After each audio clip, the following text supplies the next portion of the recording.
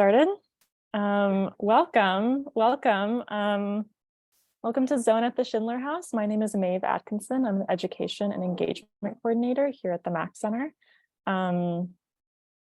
We are a contemporary experimental multidisciplinary center for art and architecture, headquartered in 3 architectural landmarks by the Austrian-American architect Rudolf M. Schindler. Just before we go any further, letting you know that we are recording today's webinar just for archival purposes. And I'm excited to introduce Mimi Zeiger and Alejandro Olávarri, 2 of the 3 curators of the exhibition Seeking Zohn, currently on view at the Schindler House here in Los Angeles.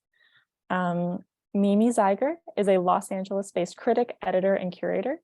She was the co-curator of the 2020-21 cycle of Exhibit Columbus and the U.S. Pavilion for the 2018 Venice Architecture Biennale. Projects include Soft Schindler at the Mac Center for Art and Architecture, and Now There, Scenes from the Post-Geographic City, which received the Bronze Dragon Award at the 2015 Bi-City Biennale of Urbanism and Architecture. Zeiger has written for the New York Times, the Los Angeles Times, Architectural Review, Metropolis, and Aperture.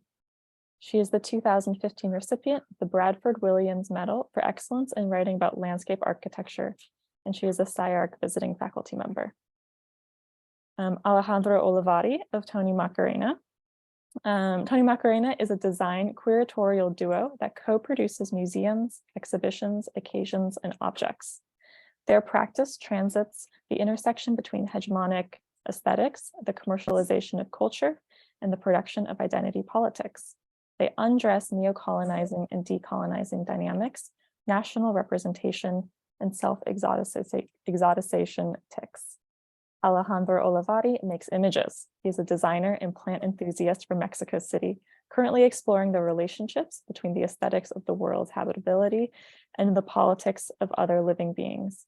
He's the founder of Boteo Plants and Pot Shops. And before I pass it over to Mimi, please put any questions you have in the chat, and we will have a Q&A session following a brief presentation and discussion with the artists. So to you, Mimi. Thank you, Maeve. I am so happy to be joining everyone here today in conversation with about half of our participants from Seeking Zohn, which is now on view at the Mac Center, and I hope that folks have been able to visit or will check it out soon.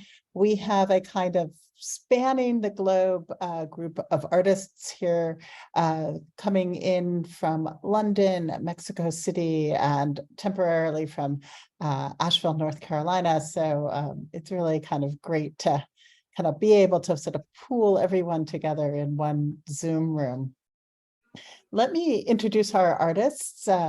Adam Wiseman was born in Mexico City. He currently lives in London, where he's joining us from. He's a graduate of the International Center of Photography in New York and a former printer at Magnum. Currently, he's a senior lecturer at the University of East London. His career has been marked by his relationship to photojournalism, and his subjects are clearly interposed with an understanding of image as something between document and intersubjectivity. And I'm interested to get to these ideas of subjectivity later today. Also joining us is Lake Verea, an artist duet formed by Francisca Rivera Lake and Carla Verea. Together, they expand photography into installation, textile, performance, sculpture, and video. And their work revolves around experiments, I would say, with photographic techniques and formats that blur the question of authorship. They focus on building a personal narrative that highlights their combined identity as they shoot together. And they create very intimate personal portraits of architecture, artists, archives, and people, including their Paparazza Moderna project, which fuses storytelling portraits of single-family homes designed by modern architects such as Walter Gropius, Marcel Breuer, Richard Neutra, and of course, R.M. Schindler. And finally, is joining us is Sonia Madrigal. She lives and works in Ciudad Nezahualcóyotl. Oh gosh, I'm going to blow that one. Neza. Her work explores different visual narratives to reflect personally and collectively on gender, the body, violence, and territory, focusing mainly on the East Metropolitan Zone of Mexico City. She shot an Edificio Mobile for us, kind of evolving some of these ideas into architecture. And she is part of the National System of Art Creators of Mexico. She participated in exhibitions across Latin America, Europe, and North America, and has published her work in national and international media, such as Harper's, Aperture, and The Guardian.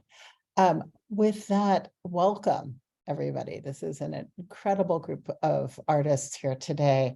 I'm going to pass the mic, proverbially, to Alejandro, my collaborator, who will take us on a quick tour of Seeking Zohn and sort of take us around the architectures of Guadalajara that we're picturing in the exhibition. Why don't I turn it over to you? Thank you, Mimi. I sharing my screen correctly? Looks great. All right, let's start.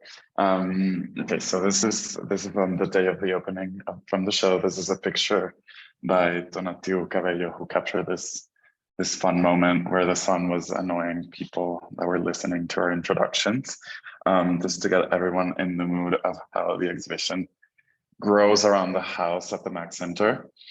So this is in the front lawn, so I'm just gonna do this very briefly. Seeking Zohn, like Mimi briefly commented, is made up of 6 participations from artists who she already introduced, but I'm just going to start giving you all some visuals. This is Adam Wiseman, who is here today as part of the panel. This is Sonia Madrigal, who is also here today as part of the panel. The Lake Vereas. And then not here today, but who participated in the previous panel is Zara Pfeiffer, Onis Luque, and Fabian Capello, who, I mean, you may recognize the Mac Center here, but his pieces are the Objetos de Hojalata, we're down here. And okay, but just to show you a bit more of what happens when you visit the exhibition, there is archival work, which was captured here by Ruthie Brownfield, how people are looking into the vitrine. We did explore Alejandro Zohn's archive to both find images and a couple of models, but also books that he designed himself. And these are some of the objects that you can see in the entrance or in the introduction of the house, as well as projectors that are showing those archival images. All of these being portrayed on the structures designed by Bob Dorenberg. Very beautiful here. That he also participated in the previous panel. But so the exhibition kind of is a play of scales, as Mimi usually explains it better than I do, but I'm going to try my best, because Alejandro Zohn's work is very civic and very, very big. And so the way that we install the exhibition and the artist's work was to try to play around with that. So for example, here we see a person admiring Sonia Madrigal's Zoom picture of the Mulbar building, which we will talk about a little bit later and you will understand this better. But we install this in a big panel to try to give you a perspective of what the one-to-one scale of this massive building really is. Whereas the Schindler House can be very intimate and can be very private, something such as Adam Wiseman's video about the Concha Acústica, which we will also talk about a little further into the Zoom, is a big contrast because it's a public place where concerts happen. And so the whole exhibition is kind of like this dialogue between Zohn's very, very public, very big work and the Schindler House, which is so much more como private and intimate.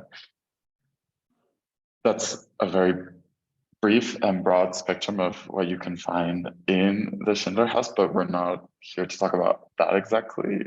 You can go and see that in the physical space.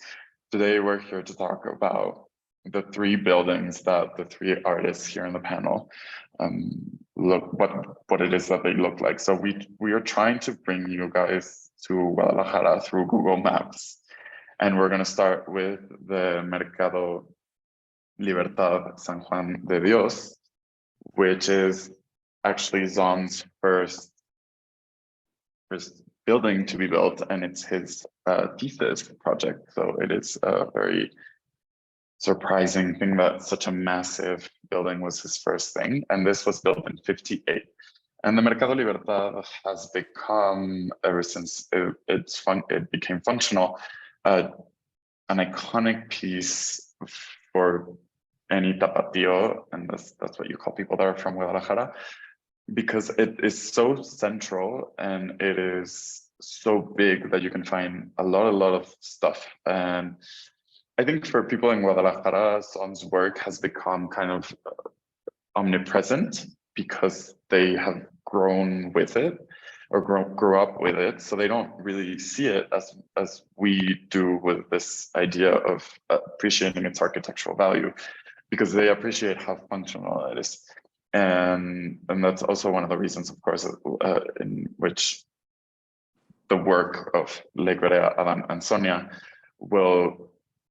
gives it a second reading that isn't just how people from Guadalajara see it. But anyways, the Mercado Libertad is massive. It is a couple of floors, and on some sides it's like big roads. On some sides there's trees, and it's more calm, and it's like more I don't know how you say, sorry about this, peatonal, like only people can walk, like no cars on the streets.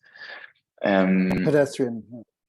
Thank you, Adam. Pedestrian streets. And then there's some internal patios that randomly have been included into Google Maps, and you can explore in 360.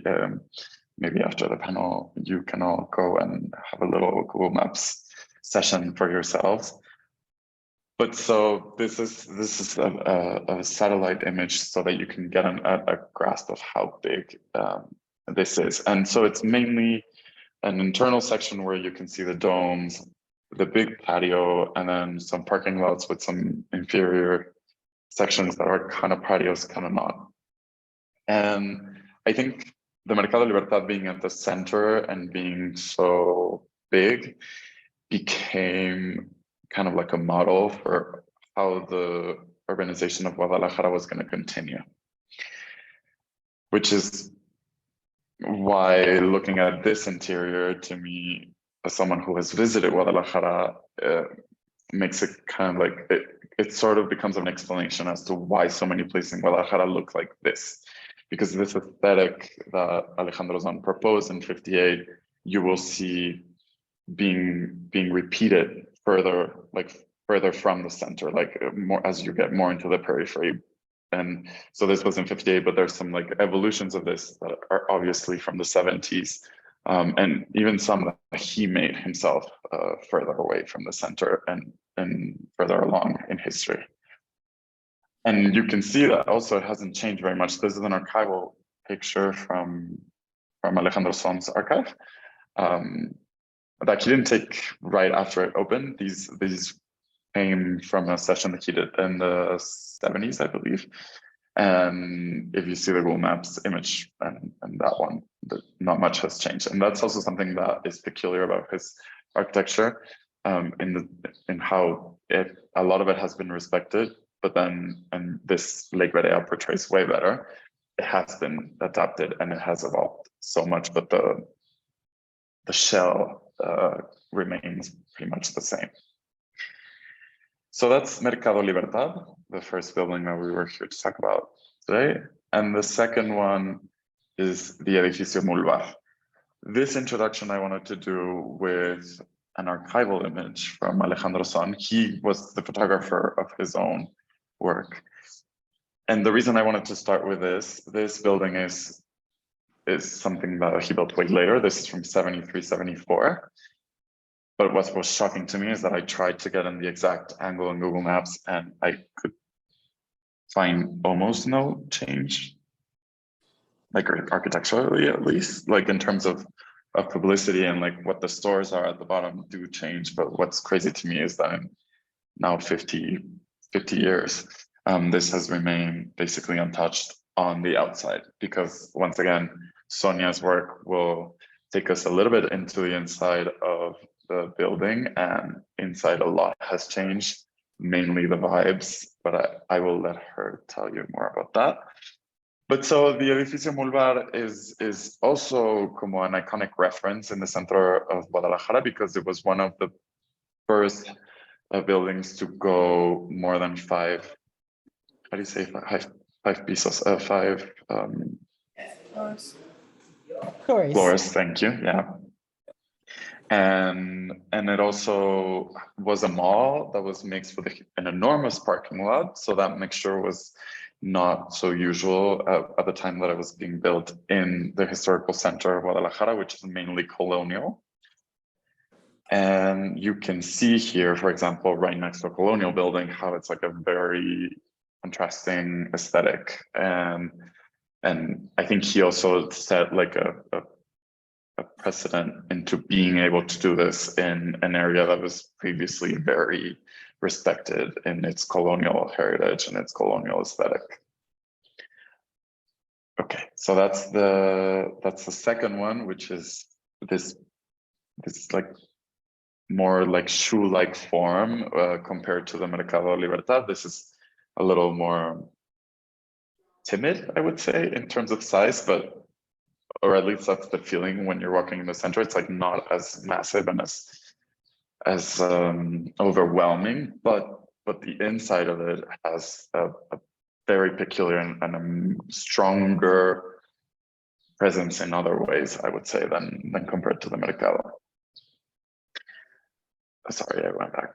Okay, and then the third one, which is the hardest to show, I think, with this technique that we were using, which is Google Maps, is the concha acústica, which is the one that Adam portrays in his work. The concha acústica is found so very, very far from the historic center of Guadalajara in a big park called El Parque Agua Azul. So this is one of the possible entrances to the park. And then others look like this in complete abandonment and kind of closed up, even though we've heard that recently they've started to reopen them again after some work.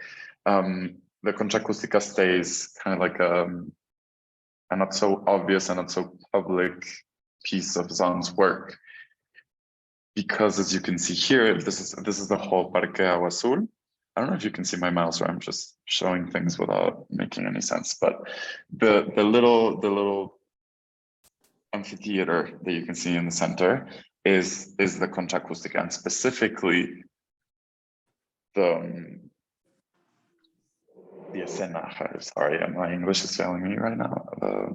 So the scene, the front, that's what Adam chose out of the buildings that we proposed from Zohn. And strangely enough, this building was built at during the same years that the Mercado Libertad was being built.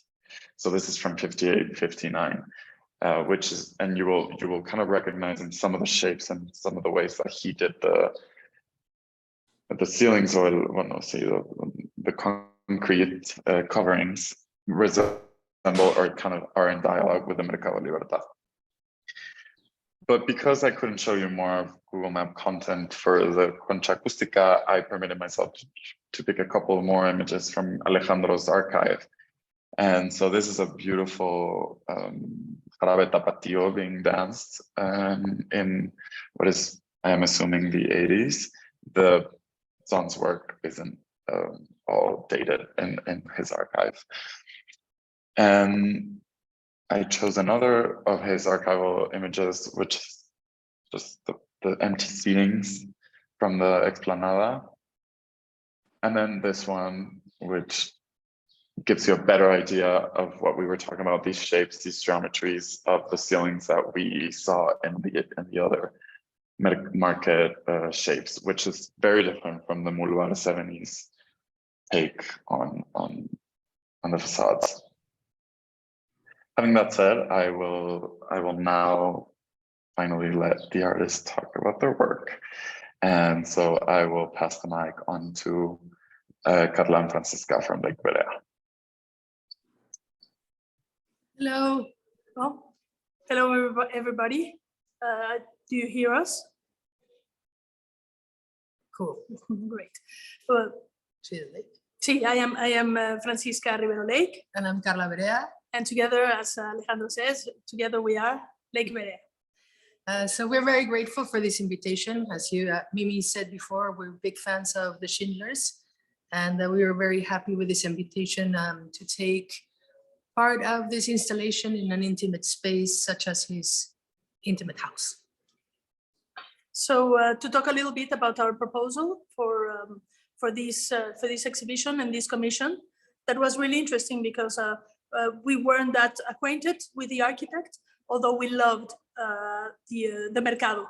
So it was like a second opportunity for us to look at it in a different way, of a building that we already liked, but we didn't kind of understand at the beginning the importance until we started to look at it for this exhibition. The Mercado Libertad is, as Alejandro said, is huge. And so we tried to look for, we were very impressed of the geometry that Zohn has throughout the city. And so we visited with scholars all of these places, and we are really amazed about his geometry. So when we started doing the images together at Mercado Libertad, we were thinking of how to show Zohn in a different way, how to perceive him in with another view. And there is why, and when we get these kind of commissions and we start to do a project, we set a little bit of rules, no, 2-3 rules that we need to follow. And in this case, we decided to shoot in this beautiful panoramic camera. A Hasselblad X-Pan, who shoots 2 35 millimeters together without doing any kind of deformation. So it's a beautiful camera to do panoramic. And we thought that Mercado Libertad was perfect to do panoramic since it's so long. And as you said, as Alejandro said, the images from the outside and the inside are not that difficult or that different from the ones that he shot himself historically or throughout the years. And you might think that this image, we made the black look black, but actually it looks black because of the shadow, and it looks black because it was recently burned. And it was a part of it that got burned. Happily, it wasn't really terrible, but for us, it was a little bit of a silver lining, since we had like all the pitch black ceiling that gave us this abstract, beautiful image. And so by playing with the panoramic camera, we started to play around with it, and we started to look at it in different ways. And that is when we saw that what really appealed to us was to understand the gravity and to understand the geometry as something that defied this gravity. And by us pulling, the logical side into an illogical, we created this kind of drawings that make you think in a different way, architecture. So if we can go to the next image. So for example, in this case, where it is looking from the upper floor until one of the patios. And again, by shifting the horizontal line into a vertical one, we started to see like all these geometries that kind of were like of a pyramid somehow. And this is one of the images that gave us the idea, or the pretext or the consciousness of what we wanted to do with the installation on the way to install these works. The next one. So here we can see how Alejandro does this kind of plays with the ceilings, and how, if you see it, if we were to see this image horizontal, then we would understand that it goes up and down. But if we see it vertical, then we see it is almost like an animal, like a geometrical animal.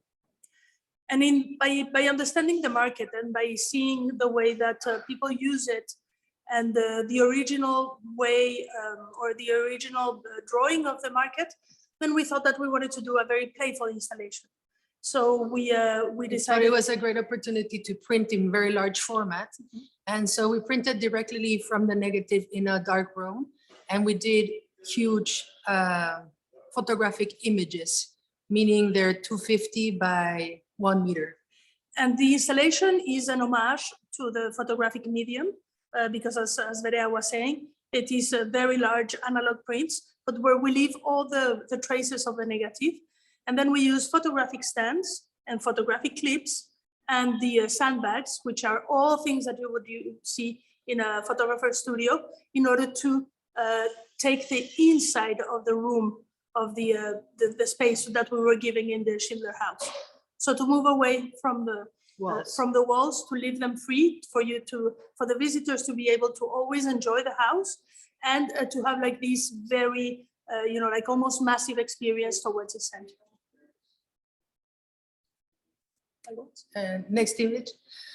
So here you can see it's one of the images that you were seeing from the ceiling, but again, it's black, pitch black, because as in the archive, it was burnt.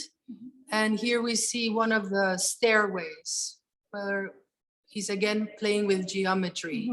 And all these beautiful skylights that by playing with them, they start to look a little bit also, like animal parts or stars that we totally love. So yes, so that's a little bit of our work, and thank you. Yeah, of our idea and how we wanted to grasp this incredible opportunity.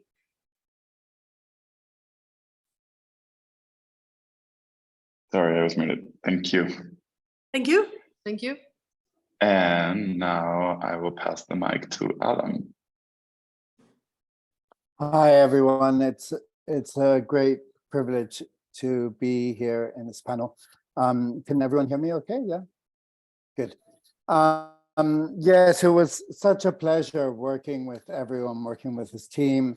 It was, starting out in Guadalajara and getting to meet everyone and visit all these wonderful sites and sort of pinball ideas off of one another, and then have a few drinks as well. And then the installation in Los Angeles in a completely different location, in crazy rainstorms, which was so unusual. I mean, everything that sort of happened created this texture of that was unusual and that was exciting. And for me to discover Alejandro Zohn's work was also really exciting. I went to Guadalajara and I was born and brought up in Mexico. My mother is Scottish, my father is American, and I grew up in Brazil and Mexico. And so I related very quickly to this sort of adopted identity, these multiple identities that Alejandro Zohn has as someone who was Austrian, but was more Mexican than he was Austrian, but also, had this sort of background that informed his practice, but also his environment informed his practice. And so I was looking at where I could see that evident in his work, and the Concha Acústica was a perfect manifestation. Unlike some of the other buildings that we've seen today, these massive structures in the center of the city, this Concha Acústica is sort of hidden within an urban park, a very sort of chaotic urban park, which is surrounded by nature, and there's this relationship between his building and nature that I felt was really interesting, this sort of very formal lines and origami-like folded concrete that is beautiful and to some degree somewhat organic, but also just stands in such stark contrast to the madness of the vegetation and how it encroaches upon his work, and how his work sort of also encroached upon the vegetation. I felt that there was a formality and a play to his work, this improvisation of control and perspective that was sort of felt like opposing forces, but somehow are magically never at odds. And so for me, that was sort of the diving off point. And as you can see in this picture of the Deportivo López Mateos of the entrance, it's just this incredibly beautiful, majestic sort of entrance. And we can go to the next slide. And this is sort of also quite similar in sort of style pinnacle of the concha acústica, the tip of it, which I later made into a diptych and then sold in the Schindler House in the Mac Center. And I decided to hang it with the bottom bit, which we can go to the next slide also, one on top of the other as it was shot and as it was built, but also sort of creating within the space of, within the sort of space of the house, creating a formal physical structure of the two-dimensional artwork also by laying one of the photographs on top of the other physically. One of the framed photographs, one is leaning, the bottom one, this one is leaning against the wall and the other one is placed on top of it. So it was interesting to understand the space of the Schindler House and try, as we were producing the work and understanding how this work could have a dialogue with Alejandro Zohn's work. And so the whole idea of the vegetation and the concrete structure, the man-made and the man-tamed, as it were, was also part of this order and chaos that Alejandro Zohn was quite interested in. He did a book that was an amazing book called El Manual de la Vegetación Urbana de Guadalajara, the manual of urban vegetation, and sort of giving these sort of instructions of how vegetation should be tamed within the context of the urban environment. And so it was really interesting, this sort of love for nature, but also this need to create a sort of a relationship between nature and the built environment. So my whole focus was also this, the chaos needed to be present, and this effort from Alejandro Zohn and from the park itself of how nature is controlled, but is never really fully tamed. And we can, I did this video called Orden Caos, which comes from a title of one of the illustrations in his book, Order and Chaos, where he speaks about how tree-lined streets should have all the same tree in them instead of different trees, and that the tendency in Mexico was to have different trees, which I find incredibly beautiful, and that they, it makes much more sense if they have all the same tree. So this order and chaos idea also related in my understanding of his identity as an Austrian and as a Mexican, of nature and of the built environment. So this video has sound that is mostly bird song, because the Concha Acústica, the bandstand, lives 99% of its life in an environment of complete silence with birds chirping, but yet it's designed for that 1% or 0.01% of its life when it explodes into cacophonic noise and rock concerts and that completely sort of change its whole identity. So it's used in the meantime, it's used, people perform, they run around it, children play on it, they play their yo-yos on it. And so I found all these YouTube videos of how the space is used both as a concert space, but also as a space within a park, as a space to play and interact with. And so this video is part of that production also. And then there's one more piece to my work, which are the tree bark. Adam, sorry, Adam, I'm gonna interrupt you very briefly. Yeah. Sorry, I just want to tell everyone that I sent a link for them to be able to see the video. Okay, brilliant. Yeah. Thank you. Yeah. See it on your own time right now, because it'll be it'll get a little chaotic. But yeah, so do we have that picture of the tree bark? Yeah, there's one of them. Great. So as I walked around the Concha Acústica and sort of explored the environment, I noticed that all the trees had been identified with these different splotches of paint. And also the trees were all quite different, the bark and the texture and the way the light hit it. And I felt that was really relevant to how this sort of environment encased the bandstand in the center of this space, this sort of control of nature, but also how nature was sort of encroaching on the building. So the whole, basically all the work sort of plays between the controlled sort of urban built environment and nature's place within it, and order and chaos and identity, you know, Austrian, Mexican cultural identity, etc.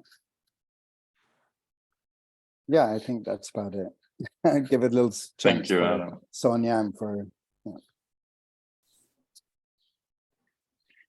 Okay, so now I'm gonna let Sonia talk about her work.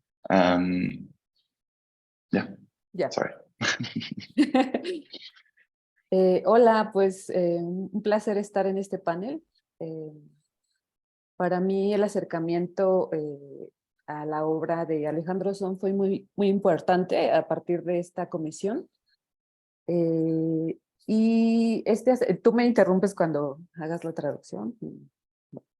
El acercamiento para mí como parte de cualquier trabajo es muy importante sin separar el contexto, ¿no? Mi trabajo está totalmente atravesado por el hecho de ser mujer. Okay. I'm going to be translating for Sonia. We'll probably make a lot of mistakes. So Adam and Lake Verea, please do jump in.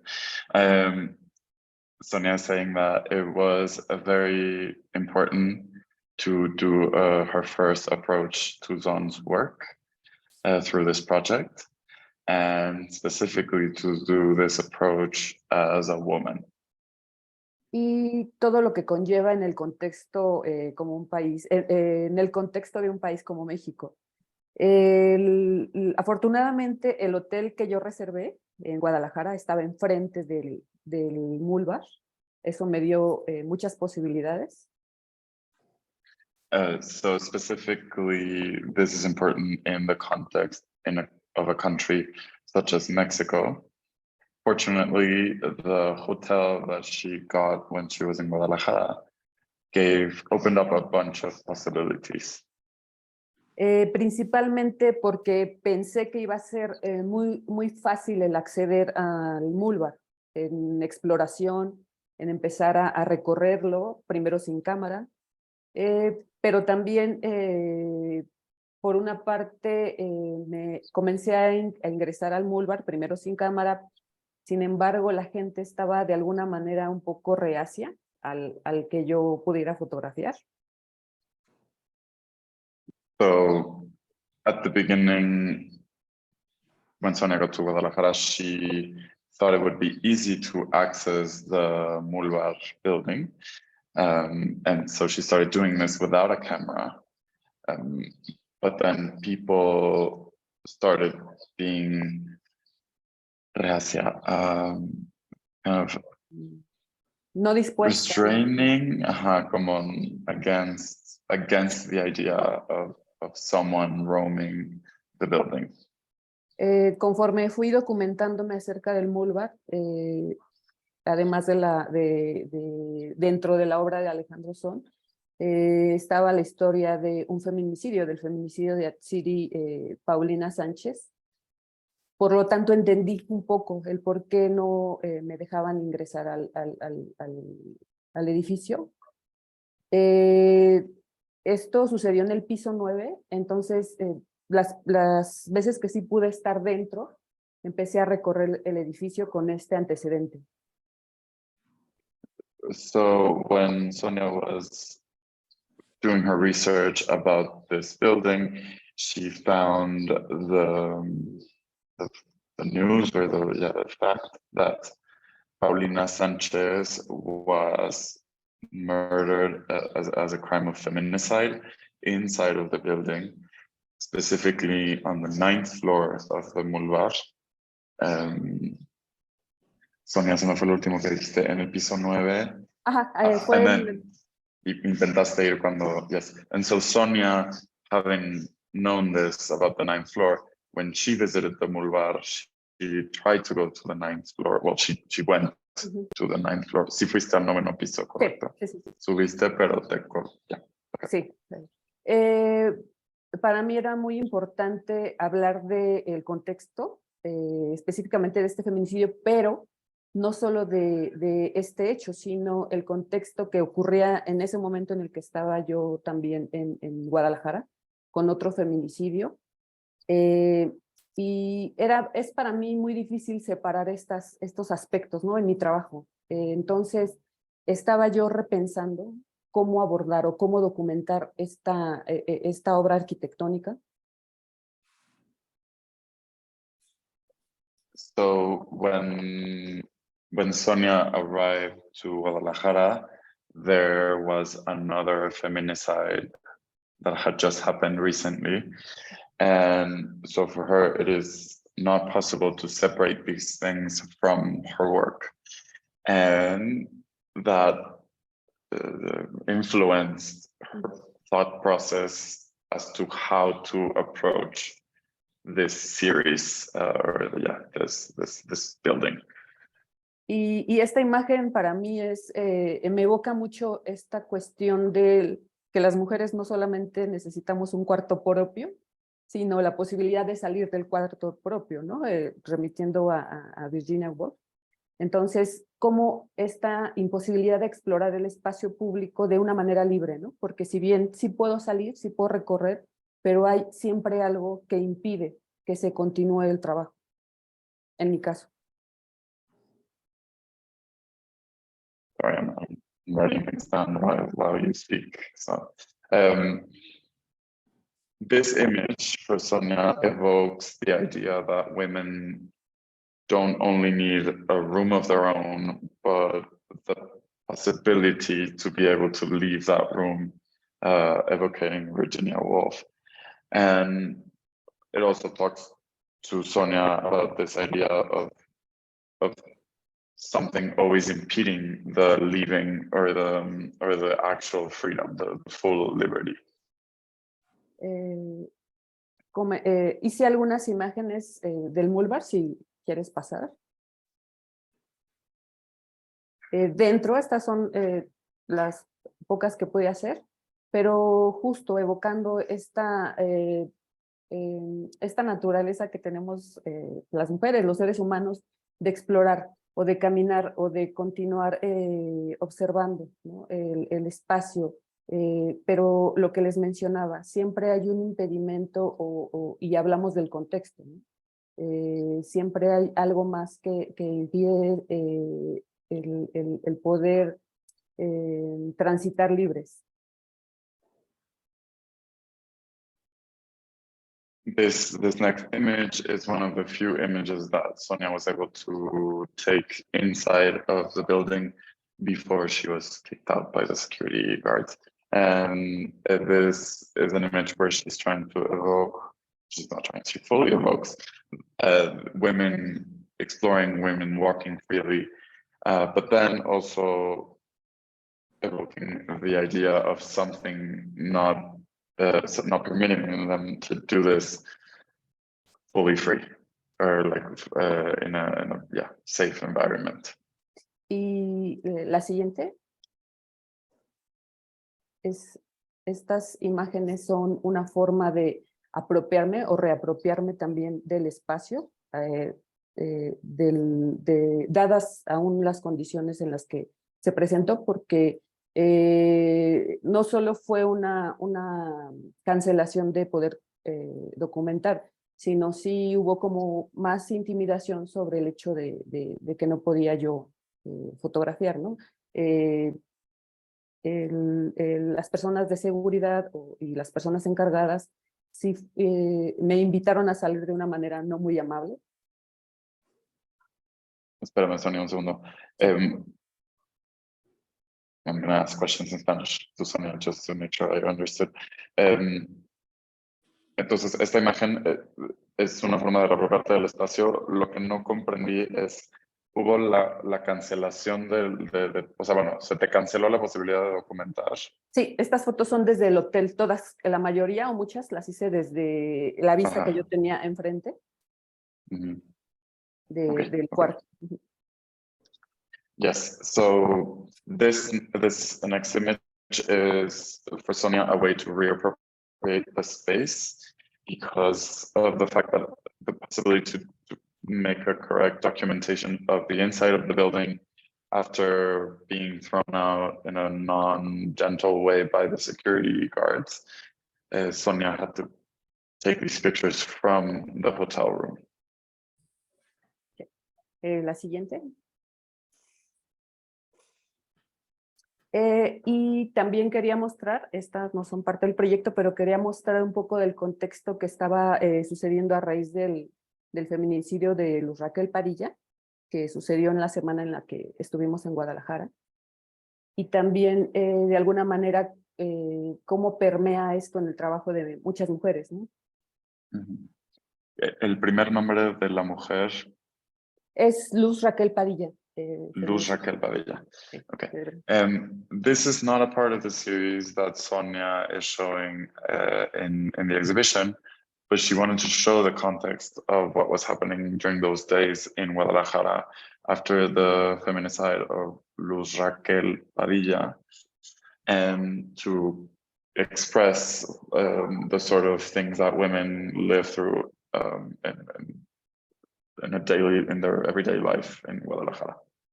Sí, y la siguiente es una antimonumenta que está colocada también en Guadalajara. Estas son colocadas por sociedad civil, por colectivas feministas, igual para seguir señalando lo que sucede, ¿no? Esto es un poco acerca del contexto.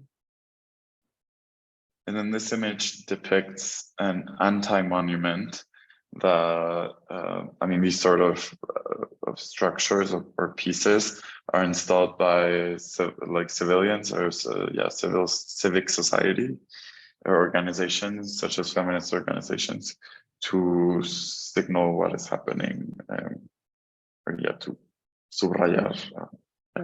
Señalar. Señalar. Sí. Y finalmente la otra imagen, creo que sigue la del espejo, ¿verdad? Ah, no. Ya esto era todo. Ok, perfecto. Pero si quieres me regreso a las primeras. No, está bien con eso. Finalmente cerrar con este hecho, como para mí y como para muchas autoras es importante no separar el contexto que nos atraviesa como mujeres y que está justo pidiendo que no dejemos de hablar de un hecho del momento en el que estamos trabajando acerca de una documentación o de otro trabajo que aparentemente no estaría ligado a seguir enunciando esto. Para mí es muy importante justo seguir hablando y seguir buscando formas de hablar también de la violencia hacia las mujeres. So Sonia would like to finish her comments by saying that for authors like her, it is important to never forget the context that a woman is living in, regardless of the type of project that is like crossing their path. Yeah, it is important to highlight this context in which the work is being produced, and that can also not be separated from the work. Gracias. No, a ti. All right. So I think we're ready for some questions. Or I don't know, Mimi, if you want to add something. No, I mean, well, thank you all for taking us through your wonderful work, and for Alejandro for Google mapping us around Guadalajara. I hope for our audience, it kind of gives you a feel to the city. I mean, a question I have is about this idea of subjectivity versus documentation, because I mean, as I think in all of these works, you know, I think there is a tension, right, between what is ostensibly the subject, right, Alejandro Zohn's architecture, and the kind of narrative that gets told. And I was wondering if any of you want to kind of reflect on that kind of tension between documentation and subjectivity.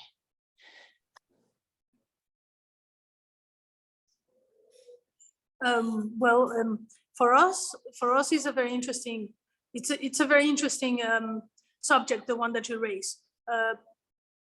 For us, the idea of documenting is almost like respectfully, making like almost like a double of what you're seeing into an image, and that is what usually photographers would do in the past, or the ones that are into documentary photography. Since we believe ourselves to be more in the conceptual side, for us it's really important to give a point of view, a place where we feel the freedom to give our interpretation to these subjects and to make them our own. So in that sense, if you don't recognize the building, we think we won. In the sense where it's more about the wonder and more about what we discover than what we are kind of obliged to see. Also, it's like opening up the narrative to have a different story than the one that you would have if you would go and visit any day the mercado by yourself. See, for us, it's interesting to translate. What we're feeling, what we're thinking. And also the architectonical language into one that, as Verea is saying, that deals more with our feelings and with our point of view and with the narrative we want to push forward. Yeah. Anyone else? Yeah, Adam. I think that the documentary and journalistic practice is sort of veered towards embracing the subjective nature of the medium over the past 10, 20 years. I think it becomes a much more honest exercise if people know from whose perspective they're sharing and whose experience they're sharing. And I think with architecture, there's also been more of a tendency of representing how buildings are lived and experienced over what they look like just physically. And I think, when you, for me personally, deciding no longer to pursue objectivity as the ultimate goal was enormously liberating in my practice. And with this specific project with Alejandro Zohn, being able to explore what I found in terms of commonality and common experience and how that manifested itself as I sort of explored his environment and his work was something that also just felt very natural and easy to do. So I think, objectivity is such an uphill battle with photography, because photography is all about where you're pointing the camera and how you're framing the work and when you're choosing to shoot the work. So it's a very subjective experience anyway. I also think that, yes, what you're saying, but also the process of editing and the process of building this new edition in or in a in printer, whatever you would like to use, and also reflecting this kind of process that takes you through architecture like Schindler, which is already a star architect and a star house. Para mí, Absolutely, yeah. Para mí sí es muy importante, justo como esta parte, siempre estoy como pensando en llegar a un espacio o llegar a una documentación en un lugar otro, pero siempre se atraviesa la experiencia que a mí, que yo tengo, ¿no? Es decir, no puedo quitar el hecho de un lugar donde estoy, donde vivo, del ser mujer.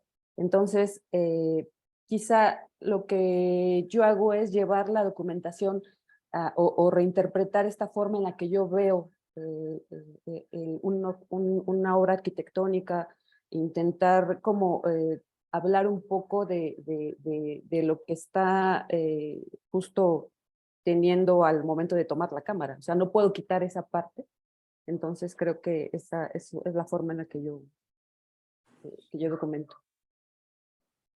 So for Sonia to document means that even though she's arriving to an othered place, the experience will always come between her and the place. And so her as a woman will always be present in the documentation?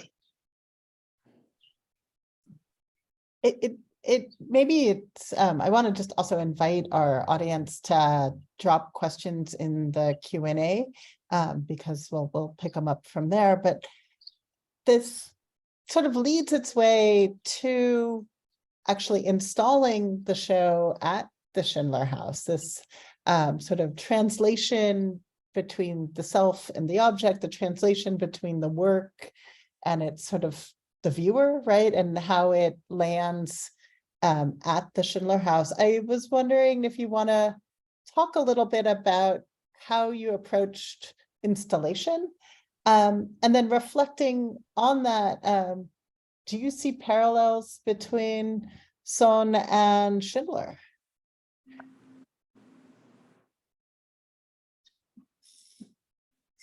Who goes first? Well, I was waiting for you guys. I think the sort of order that we were speaking at before works really well. I don't know how you feel, but Well, happily we can start if we are to follow the same Rules. the same rhythm as before. For us, when we think about projects like this, the site where the installation will be takes a fundamental and almost a fundamental character, and it's the first thing that we question. And in that sense, since we know and we've been in the Schindler House many times and we adore its architecture, the first thing that we wanted and that we knew was to step away from the walls. Because the walls are beautiful, and the room that you gave us, wow, I think is one of our favorite rooms too. So for us, it was a shame if we said, imagine if we come to the house and we cannot see the house. That would be a trauma. So never be that person that gives trauma to the others. And that is where we understood that the way was to move to the center. And by moving to the center, also inspired by the way that they use the market and the way where you can see that every element is of use of something or of something else. And for us, that is fabulous, because it is a way to also kind of take away the little pristineness and strictness of photography, where either it has to be framed, it has to be hung. And for us, is in this case, is grasping exactly the opposite, is to understand the fragility of the paper, the fragility of the medium, the fragility of the architecture, and the fragility of also understanding that the present moment is fleeting. And if you come back a few weeks after that, something might happen. The print can be with dents, the same as the market can have, fire and changes on the inside. And that to us makes it like a very important moment in the present. Also, I think we played around we had a couple of days to play around with the photo stands, and it was lots of fun to see how, not touching the architecture, we could really play with the space. See, and at the end, thinking of a room that doesn't seem really small, at the end ended up being very, very generous in what we wanted to express. And I think that the way that the photography had these bags and the gravity that the same photos give you, because of giving you a different story, it also plays a new role with the spectator, the people that were there, the people that were watching, and the people that had their point of view on how they saw the images, because the images themselves take another weight once the spectator watches it, observes it. And the question, if we see any relationship in between Zohn and Schindler, was I think yes. I think this idea of the immigrant, this idea of taking on a new country as your own, absolutely gives that. But also I think that the different influences in the architecture. I think that Alejandro Zohn is a very interesting architect and that deals with larger buildings, whereas Schindler would do like more intimate spaces and mainly houses. And that makes us also reflect on the different times, the different eras in between the two of them. So we will need to think more about this answer.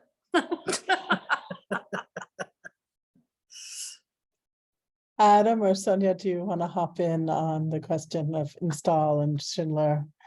A mí me pareció muy importante la elección del espacio, que era un espacio íntimo, es un espacio íntimo, justo en contraposición con la imagen exterior, ¿no? Como esta cuestión del espacio íntimo, espacio público, y también mucho el juego de luces y los reflejos que se dan a partir también de que yo uso el espejo como uno de los elementos dentro del trabajo.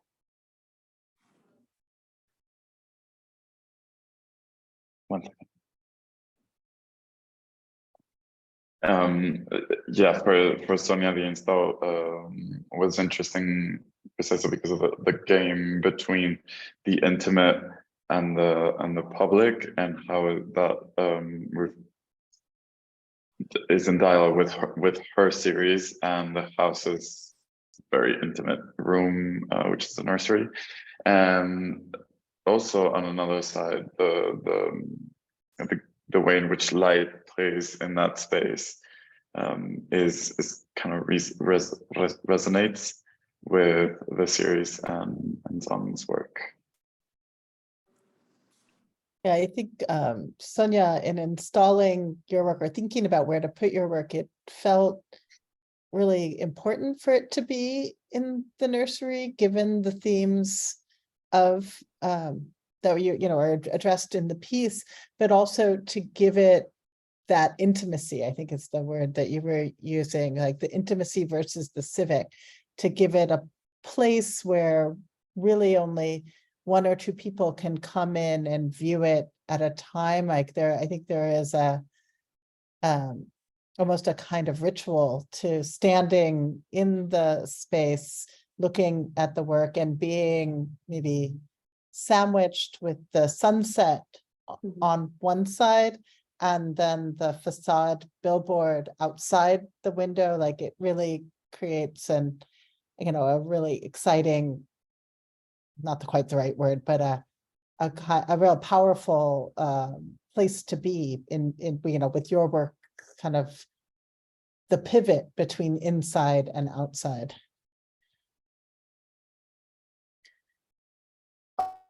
With me, it was a process really of there were two parts to it. The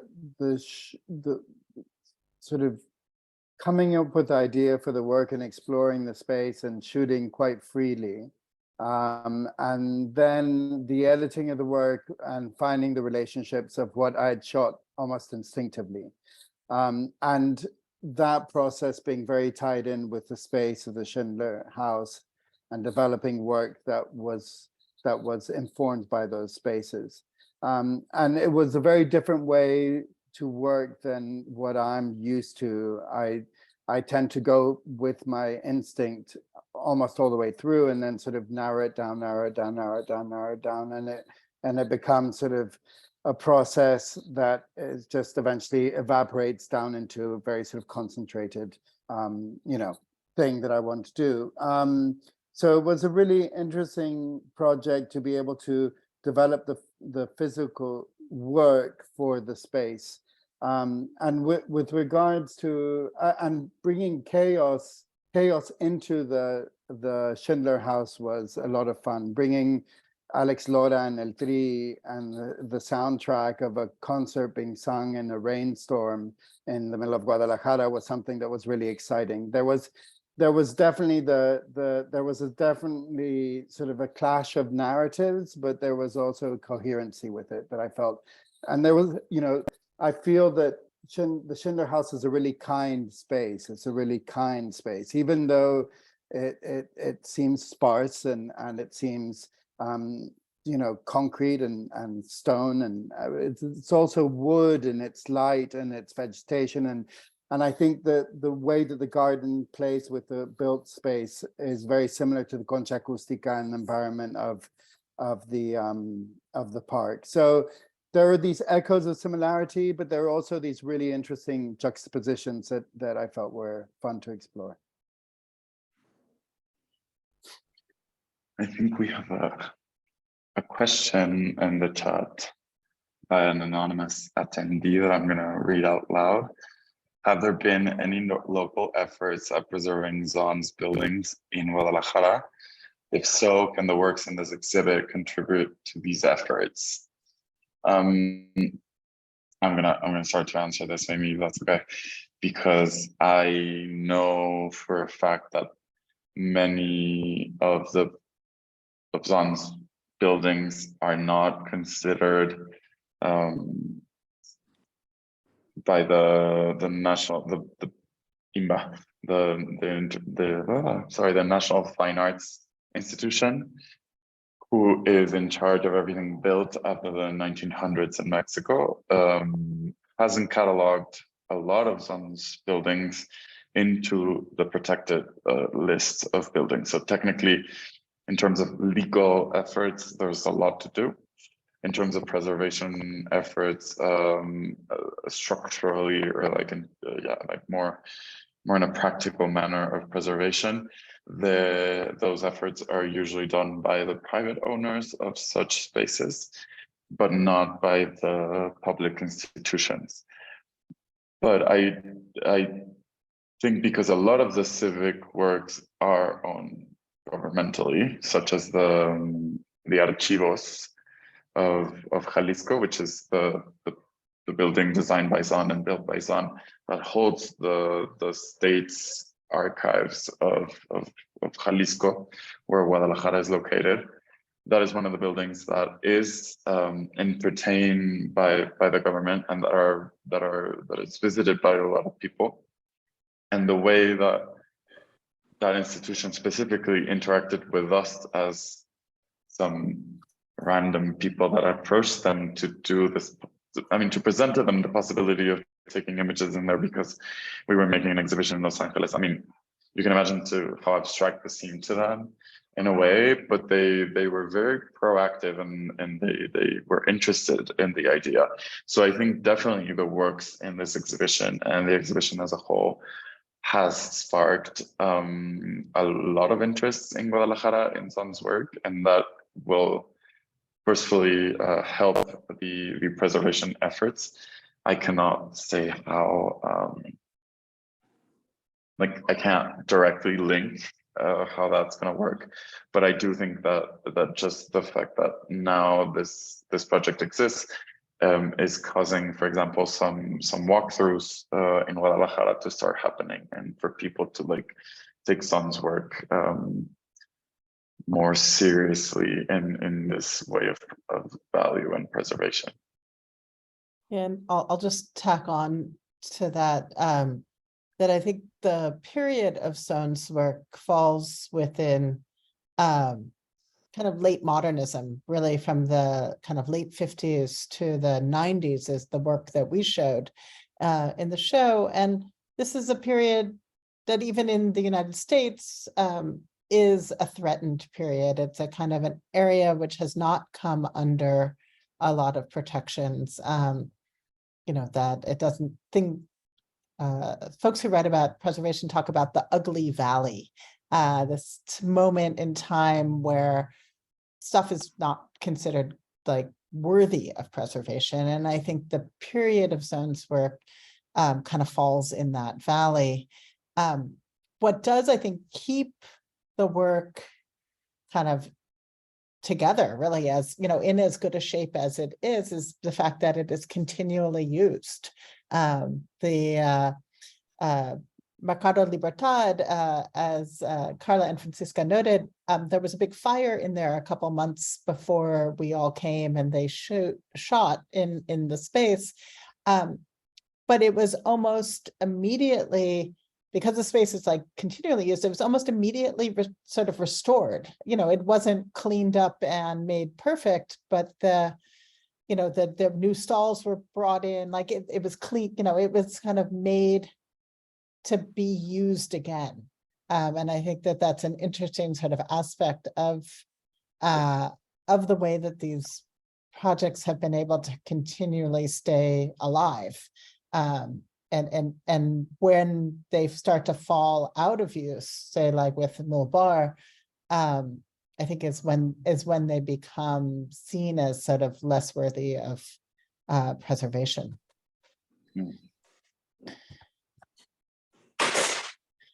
Are there any other questions maybe from the audience or for each other? That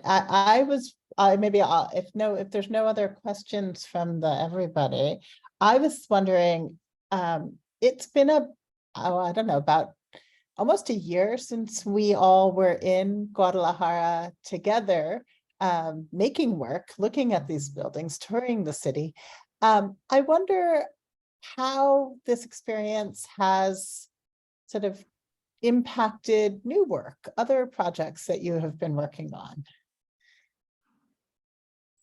Well, if we may take the lead again with this.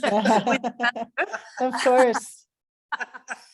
For us, it's been a wonderful adventure to do this exhibition and this research and to work with all of you. And of course, this has triggered also different ways to keep on expanding the prints and to understand the photographic medium in relation to the space of the exhibition. So we started maybe a few years ago trying to do prints that were large, not for the sake of just being large, but to reinforce part of the statement or part of the concept that they deal with. And for us to be able to do this installation also, we're very grateful that you let us have the images all the way on the floor, because other museums never let us do that. And we are very, very, very grateful for being such experimental in these kind of endeavors with the Mac House and with all of you as curators. And that also gives us faith in the possibility of creating things that are more compelling and that keep on kind of stretching the limits of what we thought we could do.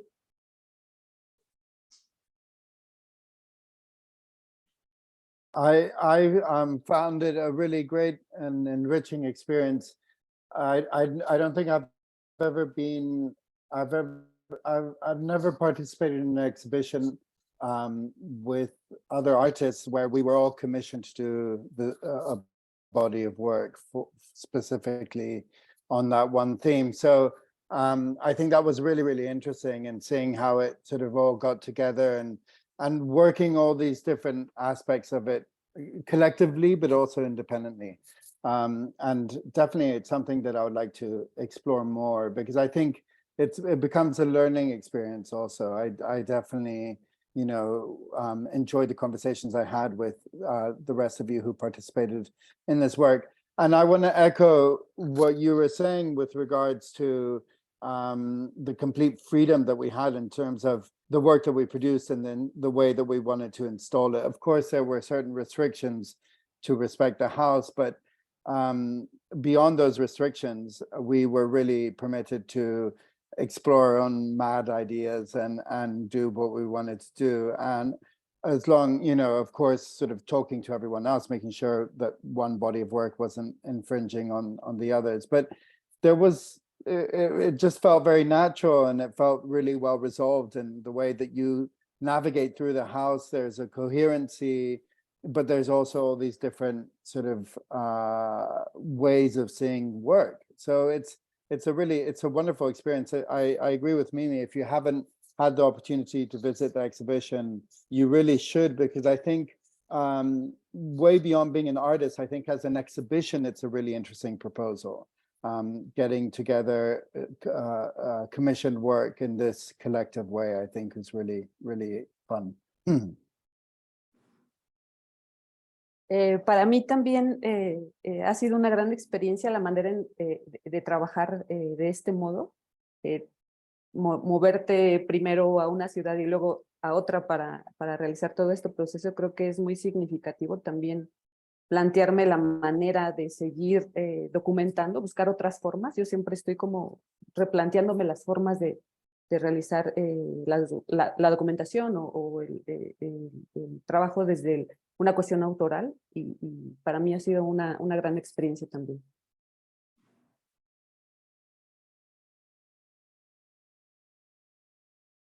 Oh, Ale, you're on mute. Thank you, Mimi.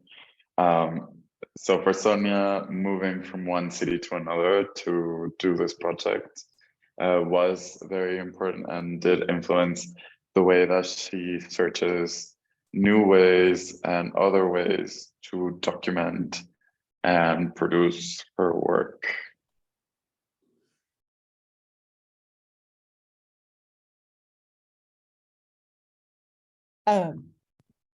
Was there anything more you wanted to add on that, Sonia? Are you all good? Well, why don't well, first off, I want to sort of just say how much of a pleasure it was working with all of you and having these discussions, and today being able to bring them kind of to a wider audience. And I want to say thank you to Alejandro for not only the beautiful presentation and collaboration, but also for acting as our translator today. I will turn this over now with a great thanks to all of you to Maeve from the Mac Center for our closing remarks. Thank you.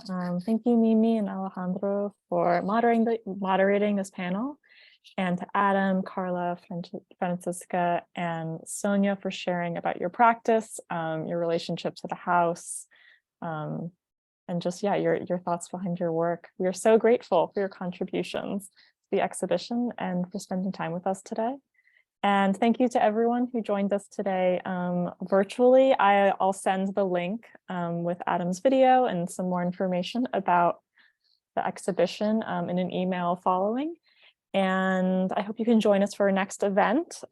This will be in person at the Schindler House on July 20th with Mimi and with Cynthia Vargas, native of Guadalajara, who currently runs Stairwell LA here in Los Angeles. So thank you so much for joining us. Thank you. Thank you all. Good to see Thank you, you. everybody. Thank you. Thank you. Have a super good day. Bye-bye. Bye-bye. Ciao. Bye. Bye-bye. Bye. Thank you all. See you soon. Gracias. Bye. Bye. Bye. Thank you.